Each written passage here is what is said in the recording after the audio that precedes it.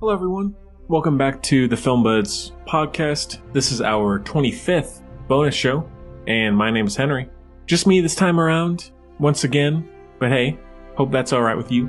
This time I'm going to be talking about The Pacific, the HBO miniseries, which is the follow-up to Band of Brothers, which I just did on the last bonus show, so make sure to check that out if you have not already. Thank you very much for downloading. If you downloaded it through our Bandcamp page, thank you for those donations. And if you got it through the main feed once it came out, thank you very much. And we hope you subscribe, rate, tell your friends, follow us on Letterboxd, all that stuff. Like Band of Brothers, this is one that I've been wanting to talk about for a long time. I've loved it for, over a decade now. Band of Brothers for about 1.5 decades. So yeah, well, the Pacific, this one follows as where Band of Brothers was the European sector of World War II. This one is, as the title suggests, is the Pacific Theater, also produced by Steven Spielberg and Tom Hanks. One interesting thing is this series cost about $200 million to produce, which at the time, which was 2010, was the highest, most expensive TV series ever produced to that date. So, which I thought was pretty interesting. I didn't know that. So, little background. So, Band of Brothers, I had seen Band of Brothers long before this one.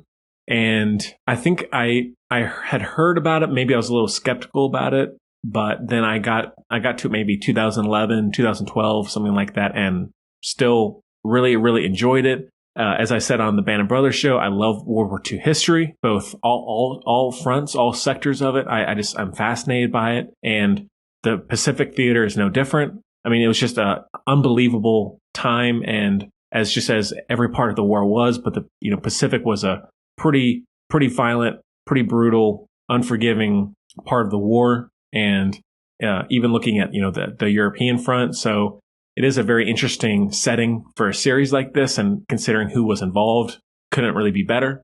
And HBO was definitely the right pick to do it once again. Yeah, well, let's get into it. So, as I said, it came out in 2010. The synopsis is the Pacific Theater of World War II as seen through the eyes of several young Marines. This one stars James Badge Dale, Joseph Mazzello, John Cena, Ashton Holmes, Josh Hellman, Rami Malek, Keith Nobbs, John Bernthal, William Sadler, Colin O'Farrell, and some others as well. But this one, like Band of Brothers, was a 10-episode series, and I do want to talk about my top 3 favorites and my least favorite as well. So overall, I think this series is a very definitely a landmark show. The storytelling, the story itself, the direction, the characters, the writing, everything is so top tier. I do think, now it's a high bar, I do think it is inferior to Band of Brothers, which, I would give 5 out of 5. This one is, I'd go ahead and spoiler, 4.5 out of 5 for me. I think whenever it's actually dealing with the combat part of the war itself, it's amazing. Not necessarily just because of the action, but I think just the stories within that world are incredible and very, impactful and memorable. Whereas I feel like when it takes breaks from the war front, for whatever reason, it's just not as interesting to me as it was in Band of Brothers. And I don't know if that's because of pacing, the script, I'm not sure. Not a huge deal, but I do think it is slightly inferior to Band of Brothers. The characters and the performances, the score, cinematography, the action, all that is incredible. And it hasn't really been matched all that well since, I don't think. Same thing with Band of Brothers. There aren't many movies that come close to these shows, I think. So yeah, Band of Brothers, I'll give 5 out of 5. Heavy 5 out of 5. 6 out of 5. So talking about, favorite episodes. So this one follows, Eugene Sledge, which is based off, his book. He's back in stateside and he's wanting to enlist in the Marines, but he has this heart murmur that is preventing him, but he's anxious to go because everyone else he knows is going. His best friends are going and enlisting.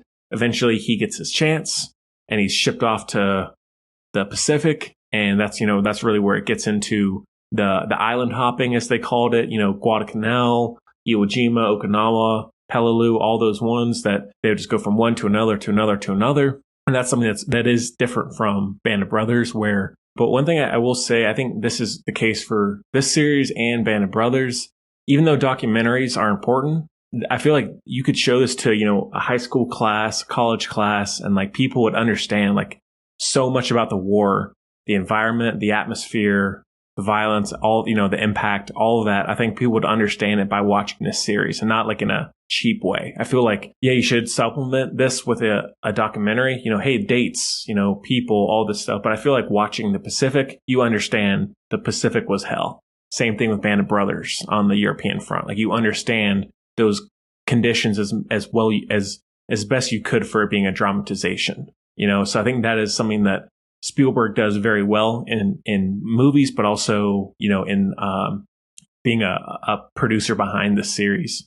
So top 3 episodes. So I think the first one, Guadalcanal, where it's starting out where you see everyone either enlisting already in the Marines waiting to ship out, or with, Eugene Sledge desperately trying to enlist because of his medical condition. I think that's all a great start. And I think it's might be better than Band of Brothers' first episode. I think this one is a little bit better and a little bit quicker to get into things. Then also it ends with them getting to Guadalcanal and just how horrible Guadalcanal was, as opposed, all of them were horrible, but each island having its specific challenges.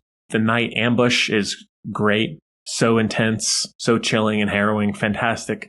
Into the episode. Episode 1, Guadalcanal, fantastic start to the show.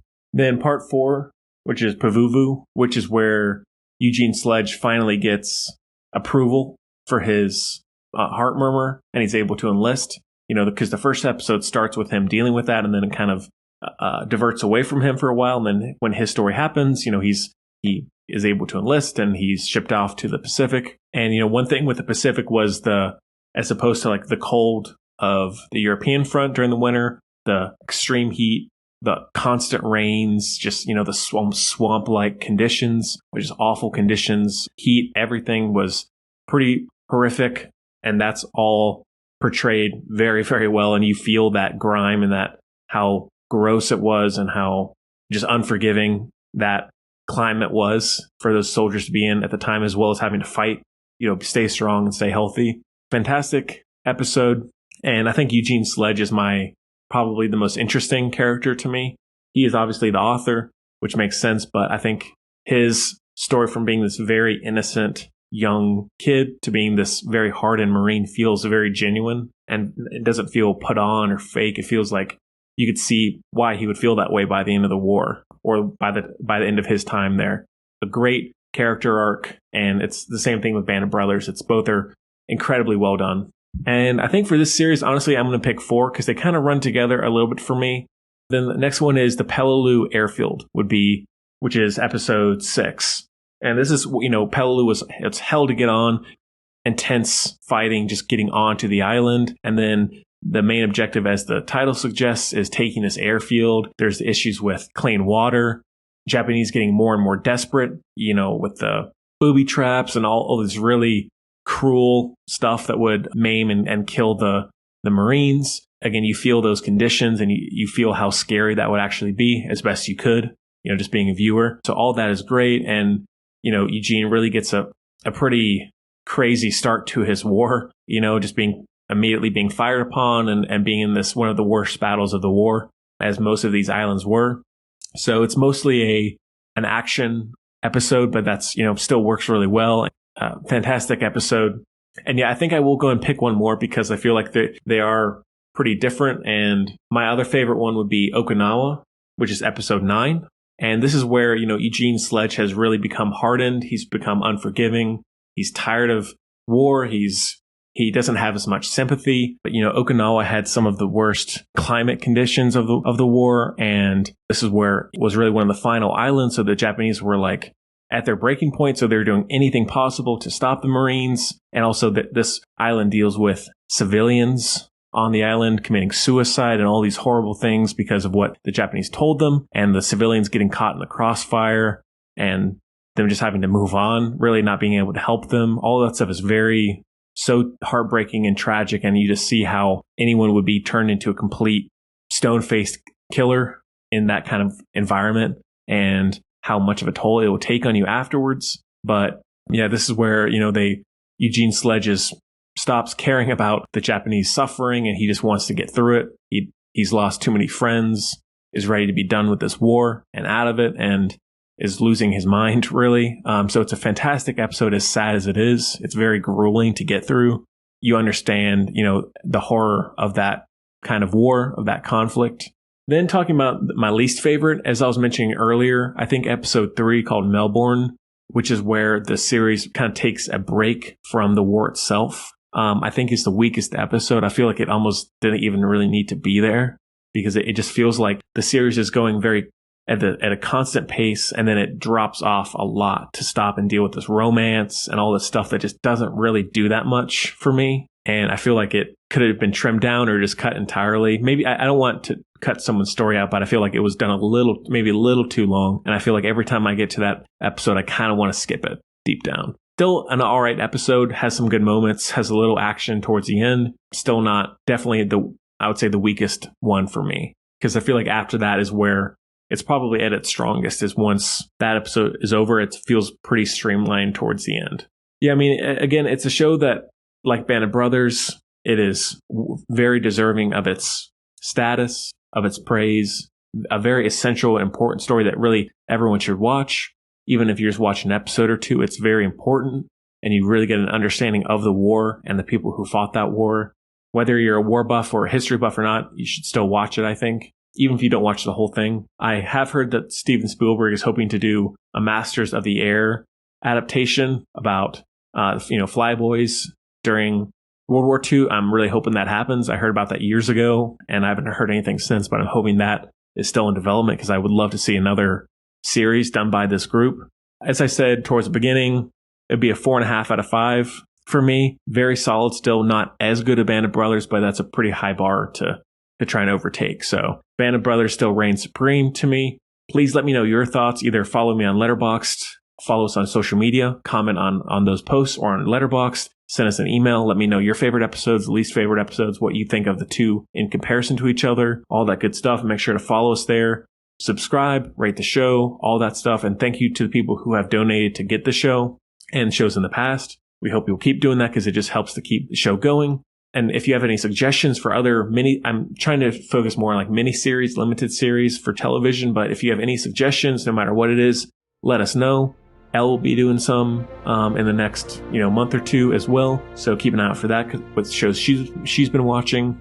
Yeah, well, as always, I really hope you enjoyed it half as much as I did. And I'll see you next time.